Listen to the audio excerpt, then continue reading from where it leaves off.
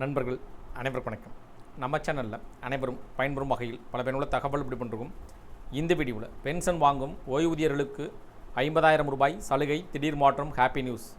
என்ன வகையான சலுகைகள் வழங்கப்படுகிறது, குறிப்பாக எந்தெந்த பென்ஷன்கள் எந்தெந்த ஓய்வூதியதாரர்களுக்கு இந்த 50,000 ரூபாய் வழங்கப்பட்டு வருகிறது, அந்த 50,000 ரூபாய் வழங்குவதில் முன்பு வழங்கப்பட்டிருக்கக்கூடிய நடைமுறையில் அதிரடியான சலுகை பெறுவதில் என்ன வகையான மாற்றங்கள் செய்யப்பட்டுள்ளது, இந்த மாற்றத்தின் மூலமாக யாரெல்லாம் என்ன வகையான கூடுதல் நன்மைகளை பெற முடியும், என்ன வகையான சலுகைகள் கிடைக்கும் என்பது பற்றி முழு விவரங்களும் தெரிய பார்க்கலாம்.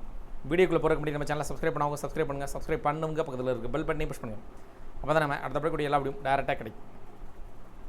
பல்வேறு அரசு துறைகள், அரசு அலுவலகங்களில் பணிபுரிந்து பென்ஷன் வாங்கும் தமிழ்நாடு அரசு ஓய்வூதியர்கள் ஓய்வூதிய பணப்பலன்கள், கூடுதல் நிதி உதவிகள், புதிய திட்டங்கள், புதிய விதிமுறைகள் பற்றிய அறிவிப்புகளும் அது சம்பந்தமான அரசாணைகள் பற்றிய உத்தரவுகளும் அறிவிப்புகளும் வெளியிடப்பட்டு வருவது குறிப்பிடத்தக்கது.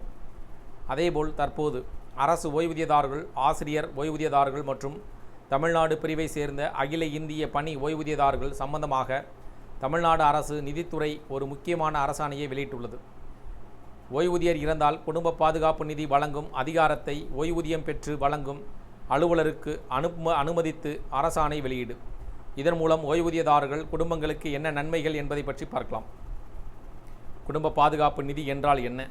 பொதுவாக தமிழ்நாடு அரசு ஓய்வூதியதாரர்களுக்கு குடும்ப பாதுகாப்பு நிதி, ஃபேமிலி செக்யூர்டு ஃபண்ட் என்ற திட்டத்தை செயல்படுத்தி வருகிறது. அதாவது ஓய்வூதியதாரர்கள் இறக்க நேரிட்டால் அவர்களின் குடும்பத்திற்கு உடனடியாக நிதி உதவியாக ரூபாய் 50,000 வழங்கப்படும். இதற்காக ஓய்வூதியதாரரிடமிருந்து மாதம் 150 ரூபாய் பங்களிப்பாக ஓய்வூதியத்திலிருந்து பிடித்தம் செய்யப்படுகிறது. குடும்ப பாதுகாப்பு நிதி பழைய முறை. இதில் சிக்கல் என்னவென்றால், ஒருவேளை ஓய்வூதியதாரர் இறந்த பிறகு தமிழ்நாடு அரசு ஓய்வூதியர்கள் குடும்ப பாதுகாப்பு நிதி திட்டத்தின் கீழ் இந்த பணம் வழங்குவதற்கு சம்பந்தப்பட்ட கருவூலங்கள் மற்றும் கணக்குகள் இயக்குனர் அந்த விண்ணப்பத்தை சென்னையில் இருக்கும் ஓய்வூதிய இயக்குநருக்கு அனுப்ப வேண்டும். அங்கிருந்து அனுமதி கிடைத்தால் மட்டுமே நிதி உதவி கிடைத்தது. குடும்ப ஓய்வூதியதாரர்களுடைய கோரிக்கை.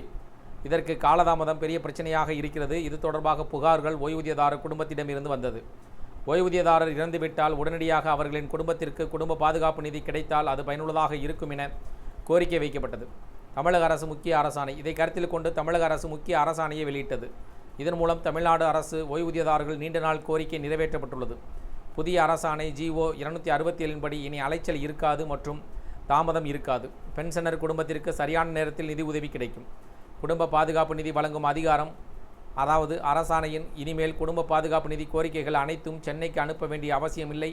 அந்தந்த மாவட்டத்தில் செயல்படும் சென்னை ஓய்வூதிய பட்டுவாடா அதிகாரி, மாவட்ட கருவூல அதிகாரிகள் மற்றும் துணை கருவூல அதிகாரிகளுக்கே இந்த தொகை வழங்க முழு அதிகாரம் வழங்கப்பட்டுள்ளது. வெளிமாநில ஓய்வூதியம் பெறுபவர்களுக்கு நடைமுறை. அதே நேரம் மாநிலங்களுக்கு வெளியே ஓய்வூதியம் பெறும் தமிழ்நாடு அரசு ஓய்வூதியதாரர்கள் தொடர்பான குடும்ப பாதுகாப்பு நிதி வழங்குவதற்கான தற்போதைய நடைமுறை சென்னை கருவூலம் மற்றும் கணக்குகள் இயக்குனர் அலுவலகத்தில் தொடர்ந்து பின்பற்றப்படும் எனவும் கூறப்பட்டுள்ளது.